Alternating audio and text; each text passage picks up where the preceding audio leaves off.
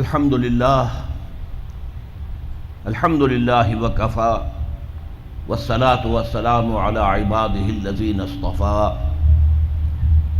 خصوصا علی افضلهم وخاتم النبیین محمد الامین وعلی آلہ وصحبہ اجمعین. اما بعد فقد قال اللہ تبارک وتعالی کما ورد فی سورۃ نوح اعوذ باللہ من الشیطان الرجیم بسم اللہ الرحمن الرحیم. انا ارسلنا نوحا الى قومه ان انذر قومك من قبل ان يأتيهم عذاب علیم. قال یا قوم اعبدوا اللہ واتقوه واطیعون. وقال عز وجل كما ورد في سورة البقرة يا أيها الناس اعبدوا ربكم الذي خلقكم من نفس واحدة والذين من قبلكم لعلكم تتقون. وقال عز وجل كما ورد في سورة الذاريات وما خلقت الجن والإنس إلا ليعبدون. وقال جل وعلا كما ورد في سورة البقرة يا أيها الذين آمنوا ادخلوا في السلم كافة. وقال جل وعلا كما ورد في نفس السورة أفتؤمنون ببعض الكتاب وتكفرون ببعض فما جزاء من يفعل ذلك منكم إلا خزي في الحياة الدنيا ويوم القيامة يردون إلى أشد العذاب وما الله بغافل عما تعملون. صدق الله العظيم.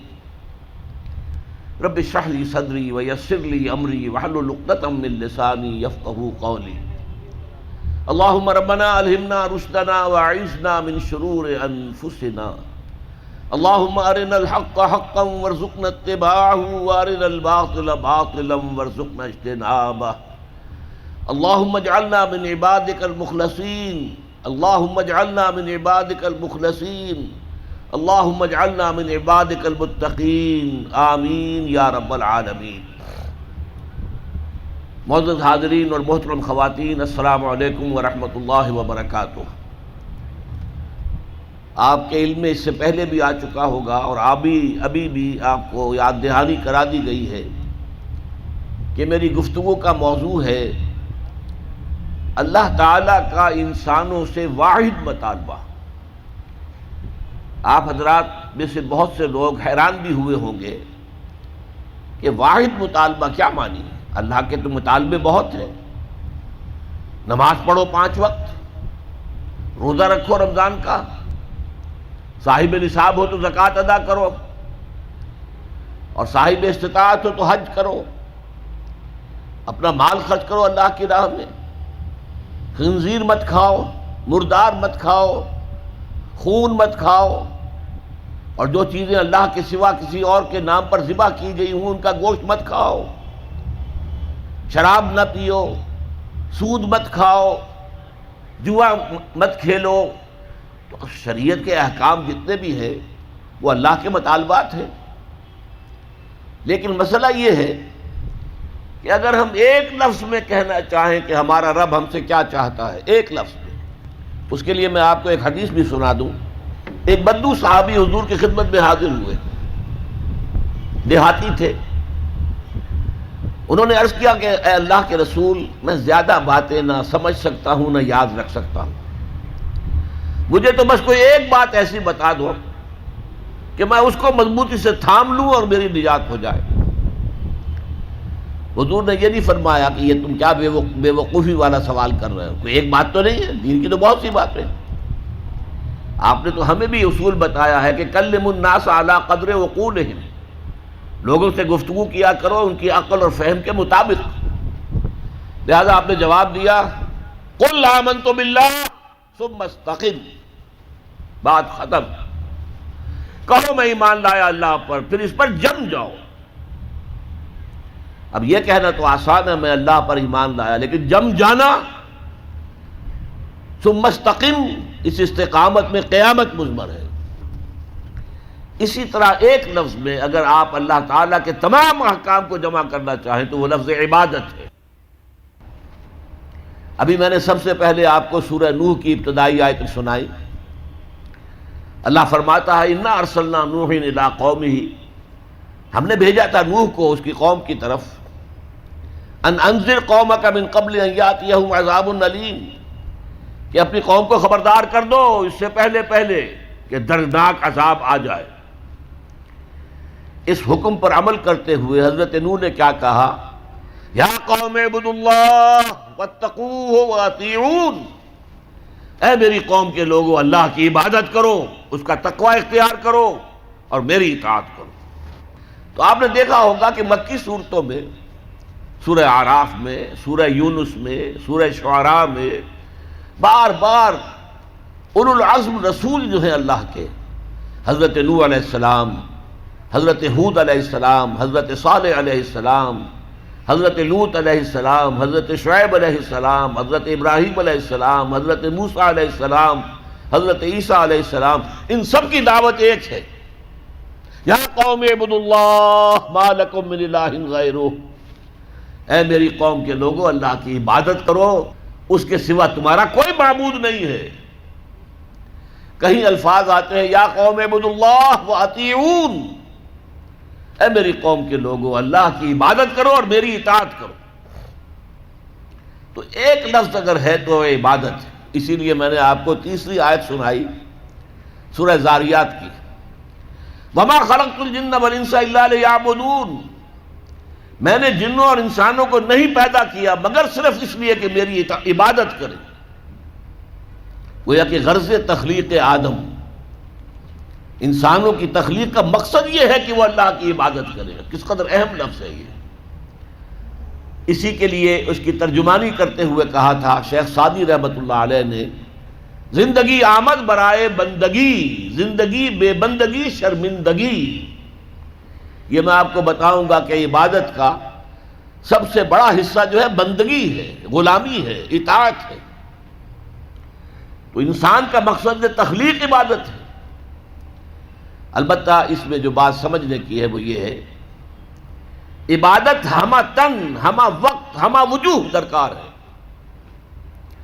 اللہ کی بندگی، اللہ کی غلامی، اللہ کی عبادت، اس کا تقاضا کیا ہے؟ ہر وقت، ہر آن، ہر لحظہ، ہر معاملے میں اللہ کا حکم مانا جائے. اس لیے کہ عبد کہتے تھے غلام کو. آج کل غلامی کا وہ تصور دنیا میں کہیں نہیں ہے. غلام اپنے آقا کی ملکیت ہوتا تھا. غلام کو جب چاہے آقا قتل کر دیتا تھا، اس پر کوئی مقدمہ نہیں تھا، نہ 302 کا، نہ 303 کا، نہ 304 کا، کوئی مقدمہ نہیں. بالکل ایسے جیسے آپ کی بکری ہو، آپ اس کو ذبح کریں، گوشت کھائیں، بانٹیں اپنے دوستوں میں، تو کوئی آپ سے پوچھ سکتا ہے بکری کیوں ذبح کی؟ اسی طرح آقا جو ہے اپنے غلام کو اگر ذبح کرتا تھا تو کوئی اس سے نہیں پوچھتا تھا کہ تم نے کیوں کیا، اس لیے کہ میرا غلام ہے، میرا غلام تھا، میں نے اس کو ذبح کر دیا. اچھا، آج ہمارے ذہن میں سب سے بڑا نقشہ آتا ہے ملازم کا، کہ ملازم جو ہے، جس نے ملازم رکھا ہے، ایمپلائر اور ایمپلائی ریلیشن شپ کیا ہے. زیادہ سے زیادہ وہی ہمارے سامنے آتا ہے. لیکن اس پہ آپ نوٹ کریں گے کہ ملازم ہمہ وقت نہیں ہوتا، اس کی ملازمت کا وقت مقرر ہے. پہرہ دار ہے، 12 گھنٹے پہرہ دے گا رات کو، اس کے بعد جا کے سوئے گا. اگر وہ کھانا پکانے والا ہے، کھانا پکائے گا، کوئی اور کام آپ نہیں کہہ سکتے. آپ کہیں جا کے میرا ٹائلٹ صاف کراؤ، وہ صاف کہہ دے گا جناب میں آپ کا خانسامہ ہوں، میں آپ کا کھانا پکانے کے لیے ملازم ہوا ہوں، ٹائلٹ صاف کرنے کے لیے تو نہیں ہوا. یہ ملازم جو ہے یہ ہمہ وقت نہیں ہے، یہ ہمہ جہت نہیں ہے، ہمہ تن نہیں ہے. لیکن غلام جو ہوتا تھا، غلام کسی وقت بھی انکار نہیں کر سکتا. رات کو 12-1 بجے آقا حکم دے وہ اس کو پورا کرنا ہوگا، جو حکم دے پورا کرنا ہوگا. لہذا اس غلامی کا تصور کیجئے. عبد، عبد سے بنا عبادت. جیسے بندہ، فارسی میں عبد کا لفظ کیا ہے؟ بندہ. بندہ و آقا، تمیز بندہ و آقا فساد آدمیت ہے. لیکن وہ بندہ جو ہے جس سے بندگی بنا ہے، تو میں نے ابھی آپ کو شعر سنا دیا، زندگی آمد برائے بندگی، زندگی بے بندگی شرمندگی۔ تمہیں تو پیدا ہی کیا گیا اس لیے کہ ہماری عبادت کرو، تمہارا مقصد تخلیق یہ ہے کہ ہماری عبادت کرو۔ تو یہ عبادت ہے ہمہ تن، ہمہ وقت، ہمہ وجوہ، اللہ کی اطاعت، اللہ کی غلامی، اللہ کی بندگی۔ بدقسمتی سے ہمارے ہاں تصور، ہمارا جب زوال شروع ہوا ہے تو یہ کوئی 2-4 صدی کی بات نہیں ہے، 1000 سال سے ہمارا زوال زوال زوال زوال زوال چلا آ رہا ہے۔ اس زوال میں ہمارے مفہوم بدل گئے ہیں، ہمارے معنی بدل گئے، الفاظ کے، اصطلاحات کا مفہوم تبدیل ہو گیا ہے۔ اب ہم کیا سمجھتے ہیں؟ عبادت ہے نماز، روزہ، حج و زکوٰۃ، بس یہ عبادت ہے، اور عبادت کسے کہتے ہیں؟ بہت غلط بات ہے۔ سوچئے، اگر عبادت یہی ہے نماز روزہ، تو کیا ہم 24 گھنٹے نماز پڑھتے ہیں؟ اللہ نے کہا میں نے پیدا ہی کیا عبادت کے لیے، تو کیا 24 گھنٹے روزہ رکھتے ہیں؟ کیا 12 مہینے روزہ رکھتے ہیں؟ کیا ہر وقت 24 گھنٹے نماز پڑھتے ہیں؟ نہیں۔ یہ نماز، روزہ، زکوٰۃ، حج، یہ عبادات تو ہیں، وہ اصل عبادت ہے بندگی، اطاعت، غلامی، جو ہمہ وقت ہے، ہول ٹائم، ہمہ جہت، ہمہ وجوہ، اللہ کی اطاعت۔ البتہ اس میں ایک چیز کا اضافہ کیجئے، اطاعت مجبوراً بھی ہوتی ہے۔ آج سے 60 سال پہلے انگریز حکمران تھا ہم پر، ہمیں اس کی اطاعت کرنی پڑتی تھی، لیکن ہمیں انگریز سے محبت تو نہیں تھی نا۔ اسی طرح بنی اسرائیل غلام تھے آل فرعون کے، حکم تو مانتے تھے، بیگار میں پکڑے جاتے تھے، کام کرتے تھے، جانے بھی دیتے تھے، لیکن وہ فرعون سے محبت تو نہیں کرتے تھے نا۔ لہذا عبادت جب اللہ کی ہوگی، وہ صرف اطاعت نہیں ہوگی بلکہ محبت کے ساتھ ہوگی۔ اطاعت کی جائے ہمہ وقت، ہمہ تن، ہمہ وجوہ، لیکن انتہائی درجے میں اللہ سے محبت کے ساتھ۔ یہی وجہ ہے کہ 2 بڑی عظیم شخصیتیں، امام ابن تیمیہ اور حافظ ابن قیم رحمۃ اللہ علیہما، ان دونوں نے جو ڈیفینیشن کی ہے، ہاؤ ٹو ڈیفائن عبادت ہے کیا، تو حافظ ابن قیم کہتے ہیں العبادت تجمع اصلین، 2 چیزوں کو جمع کرنے سے عبادت بنتی ہے، غایت الحب وغایت الذل والخضوع، حد درجے میں اللہ سے محبت کرنا اور حد درجے میں اس کے سامنے جھک جانا، بچ جانا، جو حکم دے، جو فرمان ہو حاضر ہو، یہ ہے عبادت۔ البتہ یہ ہے، نوٹ کیجئے، عبادت کا چونکہ جسم ہے وہ ہے اطاعت۔ جیسے میرا یہ جسم ہے، 2.5 من کا وزن ہے، لیکن اس کی اصل حقیقت وہ جان ہے۔ وہ جان نہ ہو تو جلد از جلد نہلا کے دھلا کے کفن پہنا کے قبر میں اتار دیں گے کہ کہیں خام خواہ جسم جو ہے گل سڑ نہ جائے۔ اصل شے جان ہے، جان تو نظر نہیں آتی، نظر تو جسم آتا ہے۔ لہذا اطاعت کا جو جسم ہے وہ ہے، عبادت کا جسم ہے اطاعت، وہ نظر آتا ہے۔ اللہ کا حکم ہے نماز پڑھو، نماز پڑھتے نظر آتا ہے کہ نہیں؟ اللہ کا حکم ہے روزہ رکھو، ہم نے روزہ رکھا تو سامنے والوں کو معلوم ہو گیا کہ نہیں کہ روزہ رکھا ہے۔ اللہ کا حکم ہے زکوٰۃ دو، تو ہم زکوٰۃ دیتے ہیں تو لوگوں کو پتہ چلتا ہے کہ ہم نے زکوٰۃ دی ہے۔ اللہ کا حکم ہے کہ اگر صاحب استطاعت ہو تو حج کرو، تو جب ہم حج کرتے ہیں لوگوں کو نظر آتا ہے کہ ہم حج کر رہے ہیں۔ لیکن یہ عبادت تب بنے گی جبکہ اس میں حد درجے کی محبت شامل ہو جائے۔ الا لا ایمان لمن لا محبت له، الا لا ایمان لمن لا محبت له، الا لا ایمان لمن لا محبت له، جس میں یہ محبت نہیں ہے اس کا کوئی ایمان نہیں۔ محبت اللہ کی نمبر 1 اور محبت اس کے رسول کی نمبر 2، یہ دونوں محبتیں ہوں تو ایمان ہے، ورنہ نہیں۔ قرآن میں فرمایا گیا والذین آمنوا اشد حبا للہ، اشد حبا للہ، اشد کا لفظ آپ جانتے ہیں شدید ترین۔ جو واقعی صاحب ایمان ہیں وہ شدید ترین محبت کرتے ہیں اللہ کے ساتھ۔ اور رسول نے اپنے بارے میں فرما دیا بہت خوبصورتی سے، لا یؤمن احدکم حتی اکون احب الیہ من والدہ وولدہ والناس اجمعین، تم میں سے کوئی شخص مومن نہیں ہو سکتا جب تک کہ میں اسے اس کے باپ سے، اس کے بیٹے سے اور تمام انسانوں سے زیادہ محبوب نہ ہو جاؤں۔ تو یہ محبت روح ہے، نظر تو نہیں آتی، نظر آئے گی اطاعت کہ آپ نے اللہ کا حکم مانا، رسول کا حکم مانا، لیکن یہ اطاعت عبادت تب بنے گی جبکہ اللہ کی محبت کے جذبے سے سرشار ہو کر اللہ کی اطاعت کی جائے۔ تو لفظ عبادت کا پہلا اطلاق اطاعت پر ہے، البتہ اس کی روح جو ہے وہ محبت ہے۔ روح نظر نہیں آئے گی، جسم نظر آئے گا، لہذا عبادت کا جسم اطاعت، اللہ کی اطاعت ہمہ تن ہمہ وقت ہمہ وجوہ، اور اللہ کی اطاعت کا راستہ اللہ کے رسول کی اطاعت۔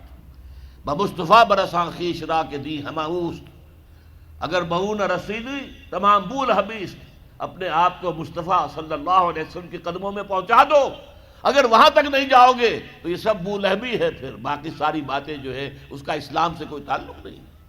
اور حضور کی حدیث میں آپ کو سنا چکا، لا یؤمن احدکم حتی اکون احب الیہ من والدہ وولدہ والناس اجمعین، تم میں سے کوئی شخص مومن ہو ہی نہیں سکتا جب تک کہ میں اسے تمام انسانوں سے، یہاں تک کہ اپنے باپ سے، اپنے بیٹے سے بھی زیادہ محبوب نہ ہو جاؤں۔ اب ایک نقطہ اور سمجھیے کہ میں نے بھی مانا نماز بھی عبادت ہے، روزہ بھی عبادت ہے، یہ عبادات ہیں، تو کیا تعلق ہے ان عبادات کا اس عبادت کے ساتھ جس کی تم بات کر رہے ہو؟ دیکھیے، یہ کوئی تمبو کہیں لگا ہوا ہوتا ہے، شامیانہ ہے، تو چار اس کی طرف جو ہیں وہ کھڑے ہوتے ہیں بانس، ان کے اوپر وہ شامیانہ تنا ہوا ہے۔ چار عبادتیں اللہ نے دی ہیں انسانوں کو، مسلمانوں کو، اہل ایمان کو، تاکہ بڑی عبادت کر سکیں۔ یہ بڑی عبادت ہمہ وقت ہمہ تن ہمہ وجوہ اللہ کی اطاعت کرنا آسان کام نہیں ہے۔ ہمارا نفس ہے جو برائی کی طرف ہمیں آمادہ کرتا ہے، شیطان لعین ہے، اس کی صلبی اور مانوی ذریت ہے، وہ ہمیں برائی کی طرف دھکیلتے ہیں۔ پھر مال کا لالچ ہے، وہ ہمیں بری طرف دھکیلتا ہے۔ ہمارے نفس کے تقاضے ہیں، چٹخارا چاہیے، عیش چاہیے، یہ ساری چیزیں جو ہیں ان کے ساتھ مقابلہ کریں گے تو اللہ کی بندگی کر سکیں گے، اللہ کی اطاعت کر سکیں گے، اللہ کی عبادت کر سکیں گے۔ لہذا چار عبادات دے دی، چار یہ بانس، چار ستون جن پر چھت کھڑی ہوئی ہے عبادت کی، عبادت۔ اور وہ ستون نمبر ایک کیا؟ نماز۔ کس لیے؟ تاکہ بھول نہ جاؤ کہیں۔ 5 دفعہ دن رات میں نکلو اپنے کاروبار سے، صبح نیند بڑی ٹھنڈی ہوتی ہے، بڑی ٹھنڈی ٹھنڈی ٹھنڈی ہوا، ساری رات ہبس رہا ہو تب بھی صبح ضرور کچھ نہ کچھ ہوا چلتی، مریض ساری رات تڑپتا رہا ہو لیکن صبح کے وقت آ کر اسے کچھ نہ کچھ سکون آتا ہے۔ تو فجر کی نماز کی اذان ہو گئی ہے، سن لی ہے، لیکن لیٹنے کو جی چاہ رہا ہے، اس کے خلاف جد و جہد کریں گے، اپنے نفس کے خلاف، تبھی تو اٹھیں گے نا۔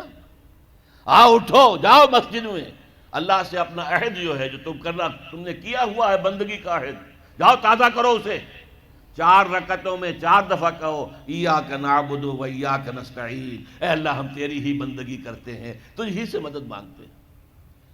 پھر تم دھندا کرو گے، کاروبار کرو گے، دفتروں میں جاؤ گے، پھر ظہر کے وقت پھر آ جاؤ مسجد میں، پھر عہد تازہ کرو، پھر کوئی تھوڑا سا قیلولہ کر لیا، کوئی تھوڑا سا آرام کر لیا، کچھ کھانا کھایا، پھر گئے اپنی دکان پر، لیکن پہلے عصر کی نماز پڑھ لو، پہلے تم اپنا عہد جو ہے پھر تازہ کر لو، پھر غروب وقت، غروب سورج کے وقت پھر تازہ کرو، رات کو سونے سے پہلے پھر تازہ کرو۔ حفیظ جالندری کا بڑا عمدہ شعر ہے کہ سرکشی نے کر دیے دھندلے نقوش بندگی، آؤ سجدے میں گرے لوح جبیں تازہ کریں۔ یہ ہماری یہ سلیٹ ہے، لوح تختی ہے، اس پر لکھا ہوا کہ ہم اللہ کے بندے ہیں، لیکن سرکشی جو اندر سے آ رہی ہے نفس کی، اس نے اس لوح کے اوپر جو لکھا ہوا ہے ہم اللہ کے بندے ہیں، اسے دھندلا کر دیا ہے۔ آؤ سجدے میں گریں، زمین پر اپنی اس پیشانی کو رگڑیں تاکہ وہ جو نقش ہے بندگی کا وہ تازہ ہو جائے۔ سرکشی نے کر دیے دھندلے نقوش بندگی، آؤ سجدے میں گریں لوح جبیں تازہ کریں۔ اچھا، ایک میں نے کہا نفس ہے، نفس امارہ ہے، اس کو چٹخارے چاہیے، اس کا مقابلہ کرنے کے لیے روزہ دیا۔ دیکھو روزے میں تم صبح سے شام تک حلال چیز بھی نہیں کھاؤ گے، پانی بھی نہیں پیو گے۔ اب تو رمضان جو آتا رہا ہے، اب سردیوں میں پتہ ہی نہیں چلتا روزہ کیا ہوتا ہے کیا نہیں ہوتا، لیکن اب آ رہا ہے رفتہ رفتہ، بہرحال وہ تو آتا ہے، ہر 30-33 برس کے بعد لازماً وہ سائیکل مکمل ہو جاتا ہے۔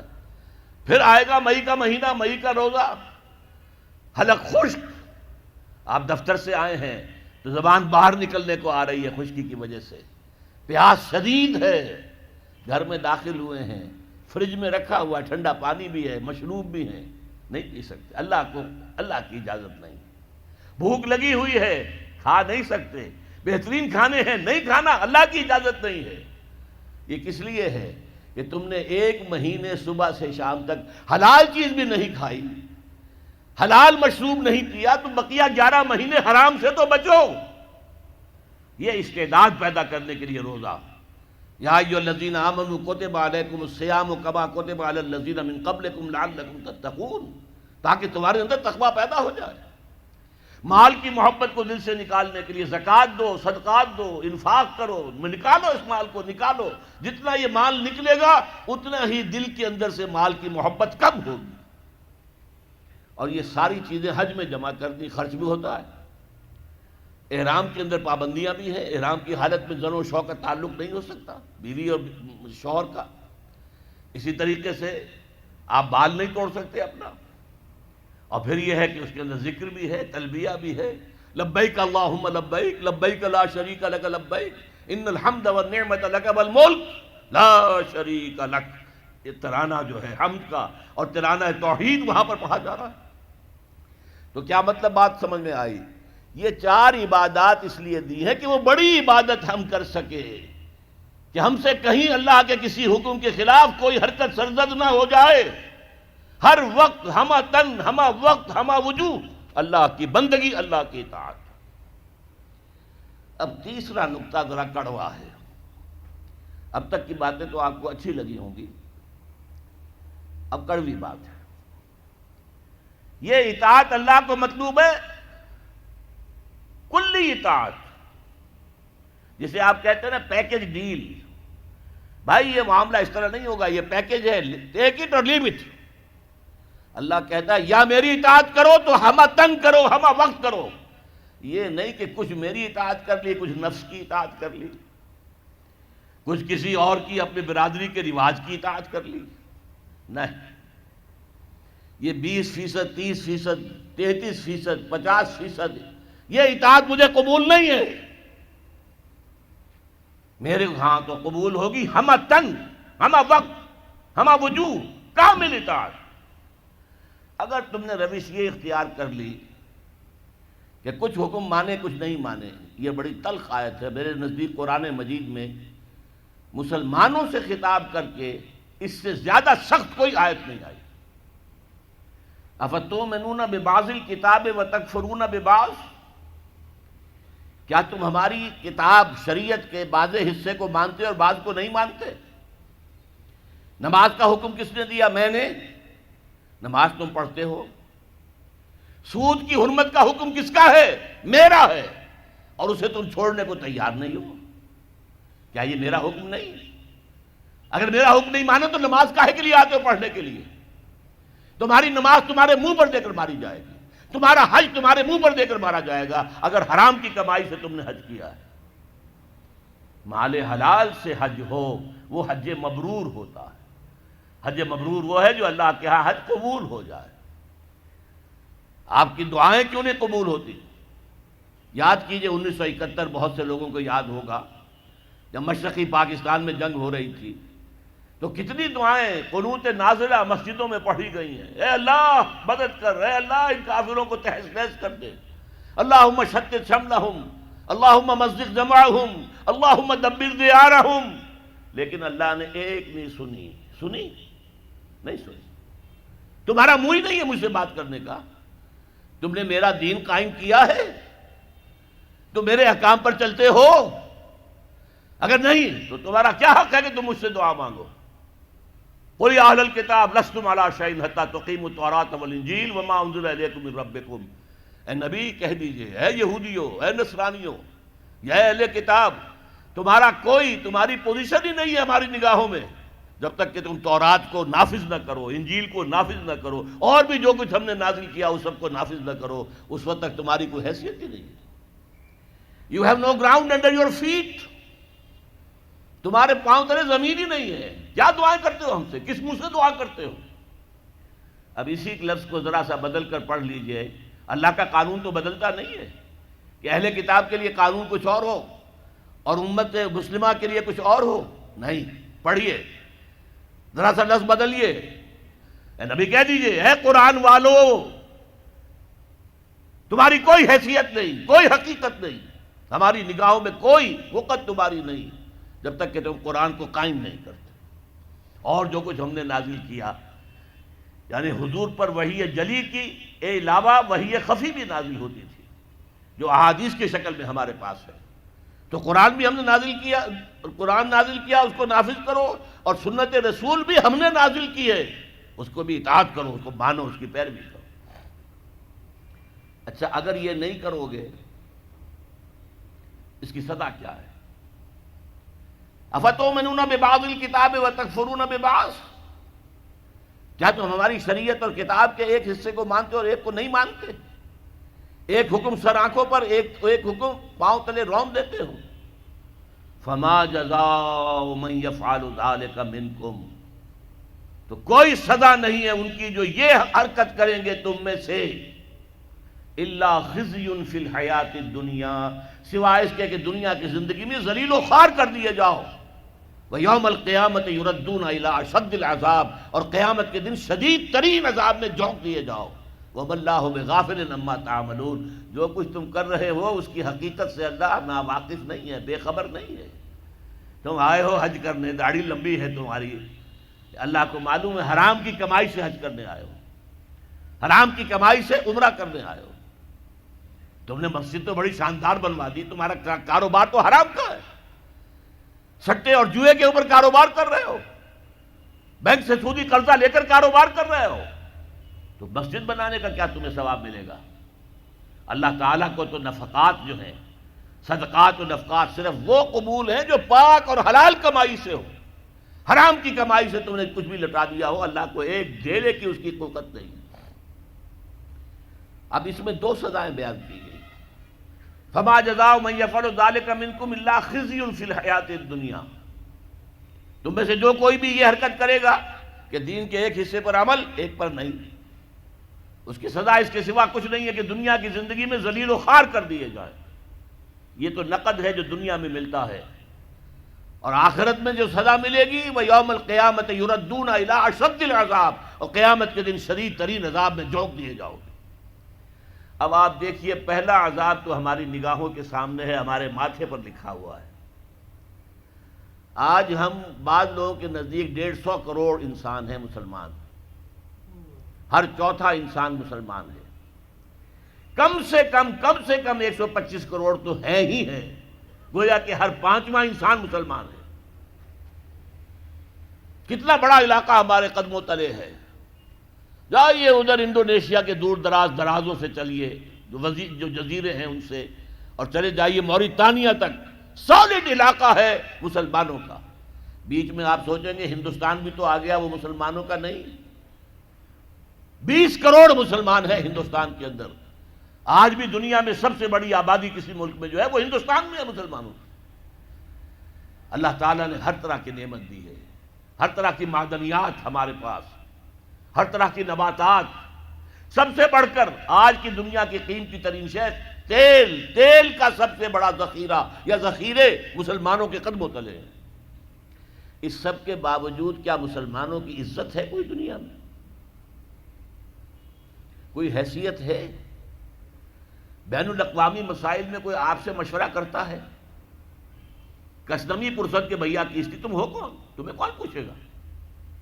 ہم تو G7 بیٹھیں گے، G8 آ جائیں گے، G13 آ جائیں گے، G15 ہوں گے، اور کوئی مسلمان ملک نہ G7 میں، نہ G15 میں، نہ 3 میں، نہ 13 میں، کہیں نہیں.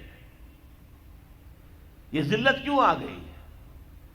فرمایا خزی فی الحیات الدنیا، دنیا کی زندگی میں رسوائی، بے عزتی. ایک تو سزا یہ ہے جو آج ہم پر ہے. آج دیکھیے دنیا میں جہاں خون بہتا ہے مسلمان کا، 50 سال سے زیادہ ہو گئے ہیں کہ فلسطین میں مسلمانوں کا خون بہ رہا ہے. کتنے سال ہو چکے، 30 سال کے قریب ہونے کو آئے کہ کشمیر میں خون بہہ رہا ہے۔ روزانہ آپ کے اخبار میں لکھا ہوتا ہے آج 8 اور شہید ہو گئے، آج 15 اور شہید ہو گئے، آج 10 اور شہید ہو گئے۔ یہ ٹی وی پر بھی آپ دیکھتے ہیں، مناظر بھی دیکھتے ہیں۔ اب پھر خون اگر گرا ہے بوسنیا میں تو مسلمان کا، کوسوو میں تو مسلمان کا، چچنیا میں تو مسلمان کا، صومالیہ میں گرا تو مسلمان کا، فلپائنز میں گر رہا ہے تو مسلمانوں کا، اب تھائی لینڈ میں بھی شروع ہو گیا تو مسلمانوں کا۔ جہاں دیکھو، وہ جو کبھی کہا تھا کسی نے، ہو گیا مانند آب ارزاں مسلمان کا لہو، پانی کی طرح یہ سستا ہو گیا مسلمان کا لہو۔ ساری دنیا میں مسلمانوں کا خون بہ رہا ہے، اور کم ہمتی کا عالم یہ ہے، بزدلی کا عالم یہ ہے کہ ہم یہ کہہ کر کھڑے ہو کر کہہ نہیں سکتے کہ انف از انف، تم نے جو کچھ ہمارے ساتھ کیا ہے اب ہمارے میدان میں ہم مقابلہ کریں گے۔ اس طرح بکریوں کی طرح، بھیڑوں کی طرح مارے نہیں کھائیں گے۔ ہے کسی ملک میں یہ طاقت کہ یہ کہہ دے؟ ہاں بیچارے کچھ جانے، وہ اپنی جان دے کر اپنا سوسائڈ بمبنگ سے اپنے آپ کو اڑا کے 8-10 کو اور اڑا لیتے، بس اور کیا۔ لیکن وہاں تو بمبارڈمنٹس ہوتی تھی۔ اسرائیل میں جو کچھ ہوا ہے، فلسطین میں بلڈوزر آ رہے ہیں، محلے کے محلے سب گھر جو ہیں وہ مسمار۔ ایک امریکہ کی عورت آئی ہوئی تھی، صحافیہ، وہ کہیں بیٹھ گئی بلڈوزر کے سامنے کہ نہیں گرانے دوں گی میں یہ مکان، اس کو بھی کچل کے رکھ دیا۔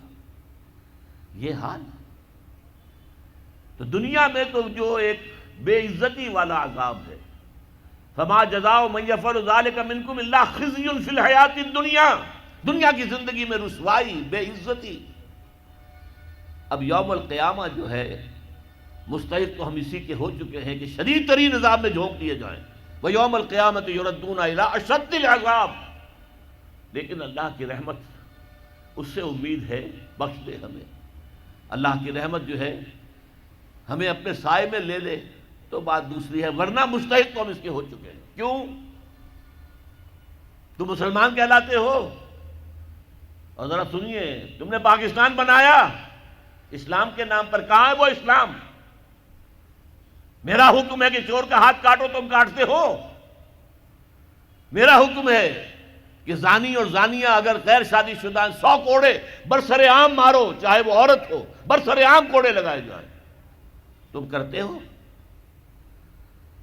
میں نے کہا اگر سود نہیں چھوڑو گے تو اعلان جنگ ہے میری طرف سے، فَاذَنُوا بِحَرْبٍ مِّنَ اللَّهِ وَرَسُولِهِ، اللہ اور اس کے رسول کی طرف سے اعلان جنگ ہے، الٹیمیٹم ہے۔ تم چھوڑتے ہو سود کو؟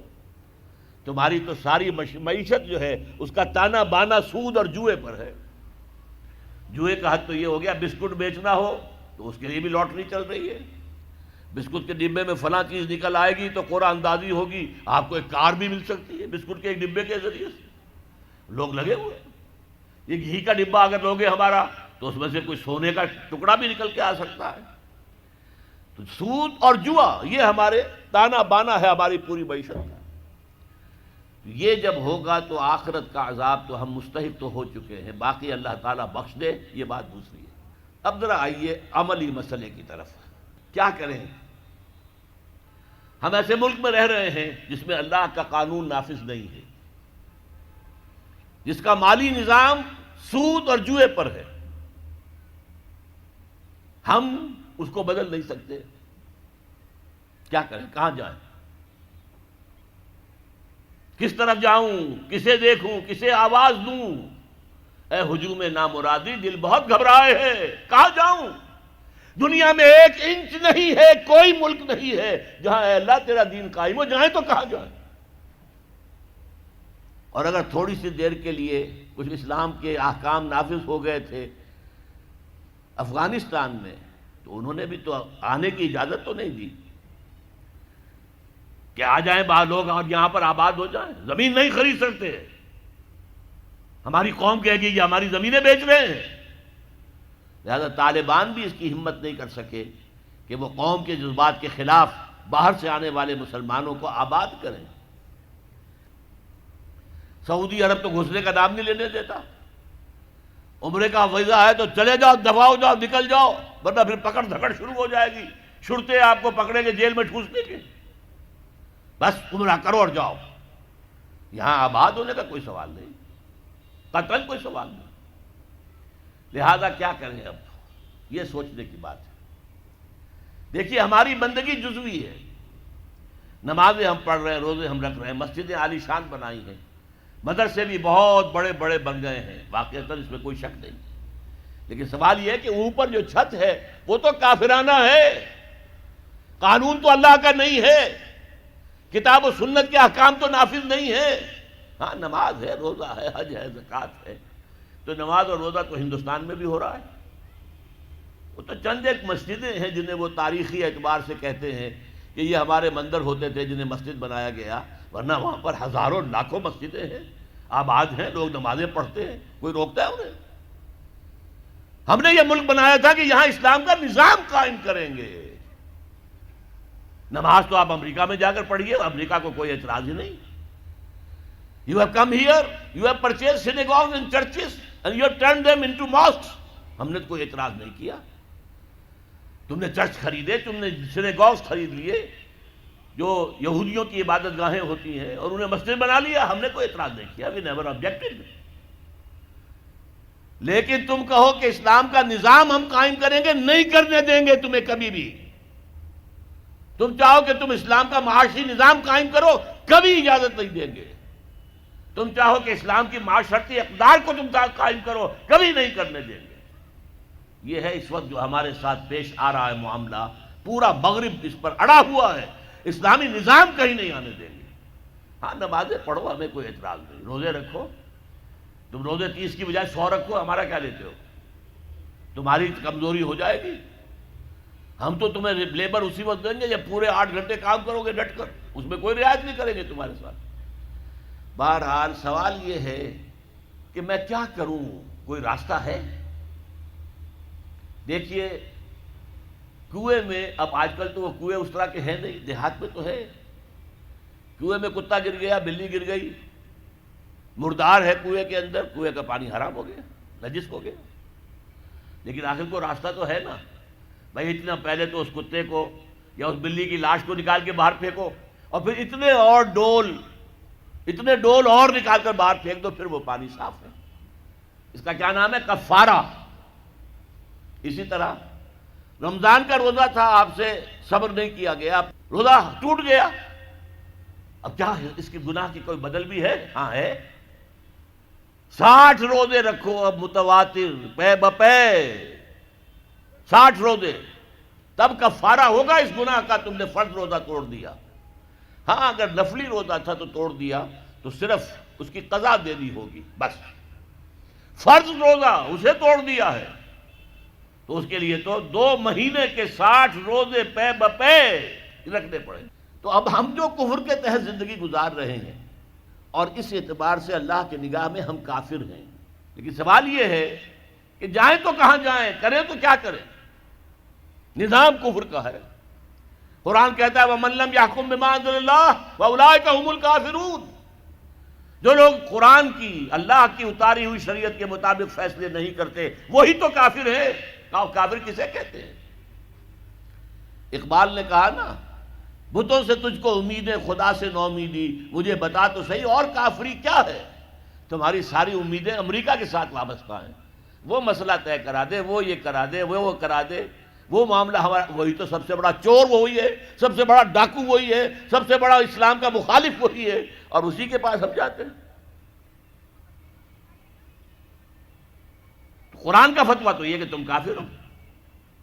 ہاں انفرادی طور پر تم مسلمان ہو، اجتماعی طور پر قومی سطح پر تم کافر ہو۔ وَمَن لَّمْ يَحْكُم بِمَا أَنزَلَ اللَّهُ فَأُولَٰئِكَ هُمُ الْكَافِرُونَ۔ یہ 7واں رکوع ہے سورہ مائدہ کا، اور پھر فرمایا وَمَن لَّمْ يَحْكُم بِمَا أَنزَلَ اللَّهُ فَأُولَٰئِكَ هُمُ الظَّالِمُونَ۔ جو اللہ کے اتارے ہوئے قانون کے مطابق فیصلے نہیں کرتے وہی تو مشرک ہیں۔ اللہ کے حکم کو چھوڑ کے کسی اور کے حکم پر فیصلہ کر رہے ہو، اس سے بڑا شرک کیا ہوگا؟ اور تیسری مرتبہ فرمایا وَمَن لَّمْ يَحْكُم بِمَا أَنزَلَ اللَّهُ فَأُولَٰئِكَ هُمُ الْفَاسِقُونَ۔ وہی تو فاسق ہیں، فاجر ہیں، وہی تو سرکش ہیں، وہی تو باغی ہیں، وہی تو غدار ہیں اللہ کے، جو اللہ کی شریعت کے مطابق فیصلے نہیں کرتے۔ اب ان 3 آیتوں کی روح سے سمجھ لیجئے ہم کہاں کھڑے ہیں، کیا کر رہے ہیں۔ دیکھیے میں آپ کو ایک مثال دیتا ہوں۔ ہماری آبادی کا میں سمجھتا ہوں اکثریت تو وہ ہے جو نماز روزے کے لیے پابند نہیں ہے. ان چیزوں کا چرچا شہروں میں زیادہ، دیہات میں بہت کم رہ گیا، بہت کم، بہت کم. اور ہماری 70% آبادی دیہات کے اندر ہے. اچھا، جو نمازیں پڑھتے روزے رکھتے ہیں، خاص طور پر شہروں کے کاروباری لوگ، وہ بلیک مارکیٹنگ بھی کرتے ہیں، وہ حسابات بھی غلط دیتے ہیں، جھوٹ بولتے ہیں، جھوٹ یا حلف اٹھاتے ہیں کہ یہ حساب ہم حلفیہ میں کہہ رہا ہوں یہ حساب صحیح ہے، جبکہ حساب غلط ہے. سودی کاروبار کرتے ہیں، اپنے کاروبار کو بڑھانے کے لیے سود کا قرضہ لیا ہے، سودی قرضہ لیا بینک سے، اپنی بلڈنگ بنانے کے لیے بہت بڑی قرضہ لیا ہے بینک سے. تو ان کی عبادت کیا ہوئی؟ وہ اس آیت کے ذیل میں آ گئے کہ نہیں؟ افتؤمنون ببعض الکتاب وتکفرون ببعض فما جزاء من يفعل ذلك منكم الا خزي في الحياة الدنيا ويوم القيامة يردون الى اشد العذاب وما الله بغافل عما تعملون. لیکن میں ان کو بھی چھوڑتا ہوں. فرض کیجئے ایک شخص ہے، نماز پڑھتا ہے پوری 5 وقتہ مسجد میں، رمضان کے روزے رکھتا ہے، اور بھی اللہ توفیق دیتا ہے، ایام 20 کے روزے رکھ لیتا ہے، یا ہفتے میں 2 روزے رکھتا ہے، سوموار کے اور جمعرات کے وغیرہ، زکوٰۃ دیتا ہے، کاروبار بھی سارے حلال کر رہا ہے، حرام نہیں کر رہا، سود میں بھی براہ راست ملوث نہیں ہے، نہ پیسہ سود پہ اوپر بینک میں رکھ کر سود کھایا، نہ سود پر قرضہ لے کر کوئی اپنا کاروبار بڑھایا، نہ کوئی اپنا کارخانہ لگایا، نہ کوئی اپنے بلڈنگ اونچی بنائی. پردہ بھی اس نے اپنے گھر میں بالکل شرعی نافذ کر دیا. وہ اس پورے اسلام پر کاربند ہے جس میں وہ کاربند ہو سکتا ہے اس وقت، لیکن وہ اس قوم کا فرد ہے جو قوم اللہ کے فتوے کے مطابق کافر قوم ہے، جو اللہ کے فتوے کے مطابق مشرک قوم ہے، جو اللہ کے فیصلے کے مطابق فاسق و فاجر قوم ہے. قوم کے فرد تو ہم اسی کے ہیں.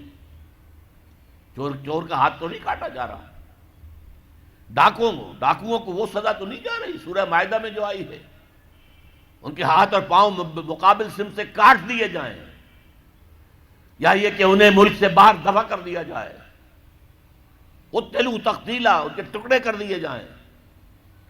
ڈاکوؤں کو کوئی سزا ملتی ہے ایسی؟ اول تو پکڑنے کا کیا سوال، پکڑ گئے تو رشوتیں دے کر چھوٹ جائیں گے. یہاں تو عدل بھی جو ہے خریدا جا سکتا ہے بڑے آرام سے، اور نہیں تو 4-6 مہینے جیل میں رہ لیں گے. وہاں بھی ان کا بڑا راج ہوتا ہے. جو ڈاکو ہوں ان کے اندر ان کی تو ہیبت ہوتی ہے، جیل کے صدری خود ان سے ڈرتے ہیں، ساری چیزیں حرام ان کے پاس وہاں بھی پہنچتی ہیں، جیل کے اندر نکل آئیں گے. اللہ اللہ خیر صلی اللہ. کہیں شرعی سزا دی گئی کسی ڈاکو کو؟ یہاں ابھی تو یہ بڑی بحثیں چل رہی ہیں. حدود کا قوانین جو بنائے گئے تھے وہ بڑی جلدی میں بنائے گئے تھے، کچھ خلا اس میں رہ گئے ہیں، لیکن اصل میں جو لوگ شور مچا رہے ہیں وہ ہیں جو کہتے ہیں کہ یہ اسلامی سزائیں وحشیانہ ہیں. بے نظیر بھٹو کا کہنا ہے یہ وحشیانہ سزائیں ہیں، اللہ کی دی ہوئی سزائیں وحشیانہ ہیں. معاذ اللہ ثم معاذ اللہ ثم معاذ اللہ کلمہ کفر ہے. اب اس کا کیا علاج ہے ہمارے پاس؟ کیا کریں؟ میری بات کو توجہ سے سنیے. اس نظام باطل کو ذہناً تسلیم مت کرو، اس نظام باطل کی خدمت مت کرو. Don't reconcile with it, don't serve it, don't support it.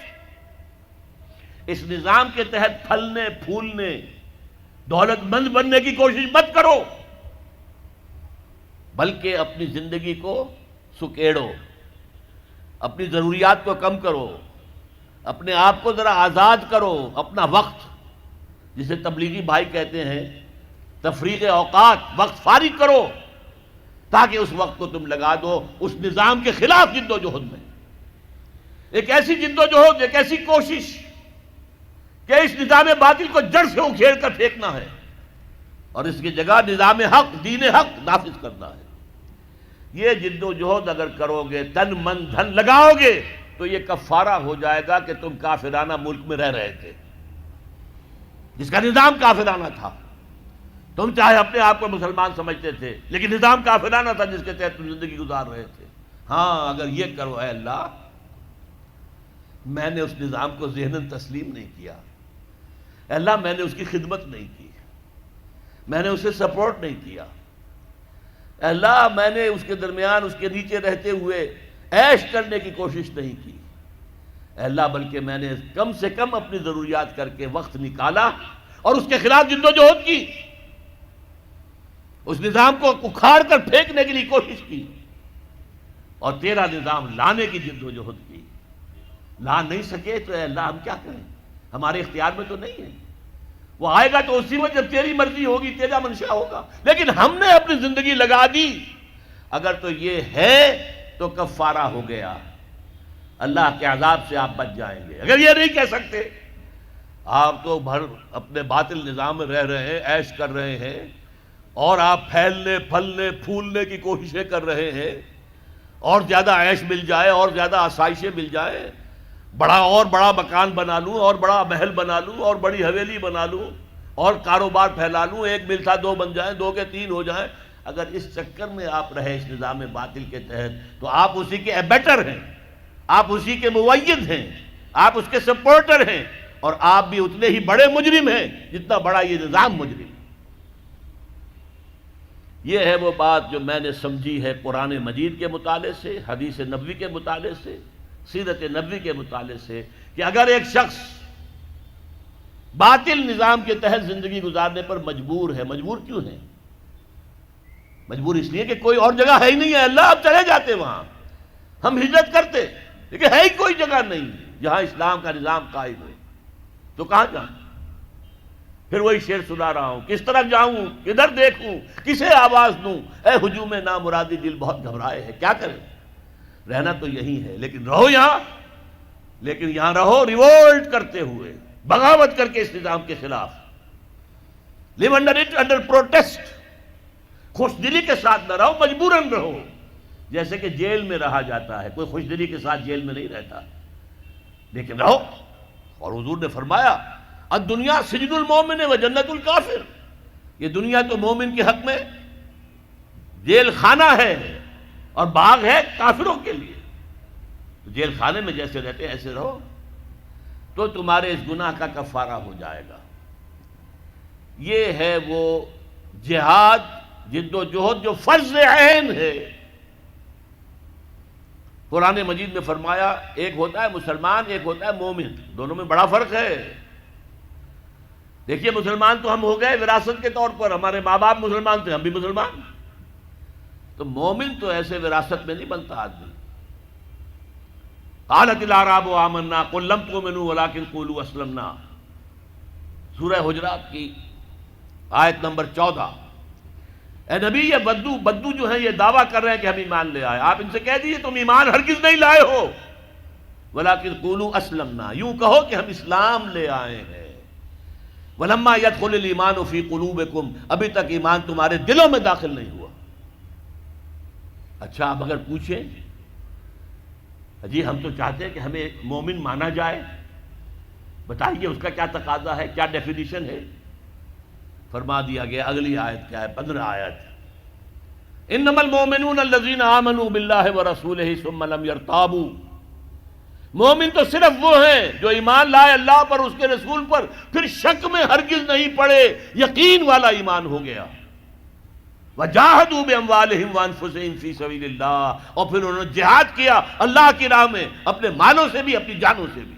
اولئک ھم الصادقون، صرف ایسے لوگ سچے ہیں اگر وہ کہیں کہ ہم مومن ہیں۔ جہاد کے بغیر تو ایمان ہے ہی نہیں، جہاد کے بغیر نجات نہیں ہے۔ آپ نظام باطل کے تحت زندگی گزار رہے ہیں، اس کے خلاف جہاد کیجئے، جد و جہد کیجئے۔ جہاد کے معنی جد و جہد، اس نظام کو بدلنے کی، اسے جڑ سے اکھیڑنے کی۔ چنانچہ سورہ صف میں فرمایا گیا یا ایھا الذین آمنوا، اے اہل ایمان، ایمان کے دعوے دارو، هل ادلکم علی تجارۃ تنجیکم من عذاب علیم، کیا میں تمہاری رہنمائی کروں اس تجارت کی طرف جو تمہیں دردناک عذاب سے چھٹکارا دلا دے؟ نوٹ کیجئے سوال کیا ہے، اگر جہنم سے بچنا چاہتے ہو تو ایک تجارت کرنی ہوگی، اب وہ تجارت کیا ہے؟